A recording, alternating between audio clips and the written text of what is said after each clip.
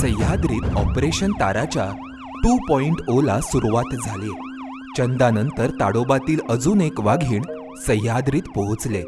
ही वाघीण आहे ताडोबाच्या वाघांचा वंशवृद्धिंगत करणाऱ्या छोट्या ताराची मुलगी, अर्थात T7S2 क्रमांकाची वाघीण. महाराष्ट्र वन विभागाच्या ऑपरेशन तारा अंतर्गत ताडोबा व्याघ्र प्रकल्पातून दुसरी वाघीण आणण्यात आली आहे. T7S2 नावाची वाघीण आहे. तिला आपण ताडोबामधून सह्याद्रीमध्ये आणलं आहे आणि तिला सॉफ्ट एन्क्लोजरमध्ये रिलीज करण्यात आलं आहे. ताडोबातील पांढरपवणी भागात 8 डिसेंबर रोजी T7S2 या वाघिणीला पकडून सह्याद्री व्याघ्र प्रकल्पाची टीम सह्याद्रीच्या दिशेने रवाना झाली.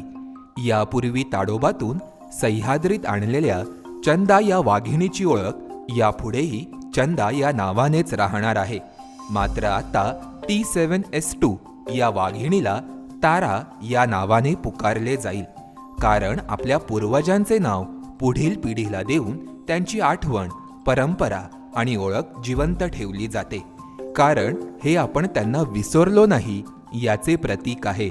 याच पार्श्वभूमीवर T7S2 या वाघिणीला तिच्या आजीच्या नावे तारा या नावाने संबोधण्यात येईल. शिवाय हे नाव ऑपरेशन ताराला देखील चपखल बसतं. या T7S2 म्हणजेच ताराची वंशावळ फार समृद्ध आहे, कारण ती ताडोबात 7 वेळा पिल्लांना जन्म देणाऱ्या छोट्या ताराची मुलगी आहे. आता या वाघिणीची वंशावळ पाहूया. येडा अण्णा हा प्रबळ नर वाघ आणि मोठी तारा यांना 2009 मध्ये 4 पिल्लं झाली. या पिल्लांना सर्किट, ओखाण, छोटी तारा आणि इमली अशी नावे देण्यात आली. यातील सर्किट हा अतिशय द्वाड होता, त्यामुळे पुढे ही सगळी पिल्लं सर्किट गँग म्हणून ओळखली जाऊ लागली.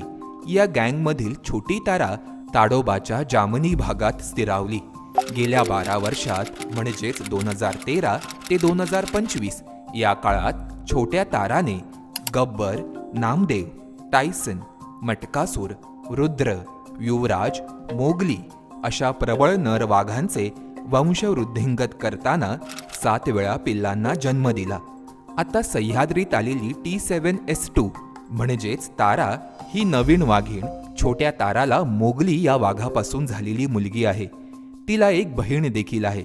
आता सह्याद्रीसाठी T7S2 म्हणजेच ताराचीच निवड का केली हे जाणून घेण्यासाठी MahaMTVला सबस्क्राईब करा. धन्यवाद.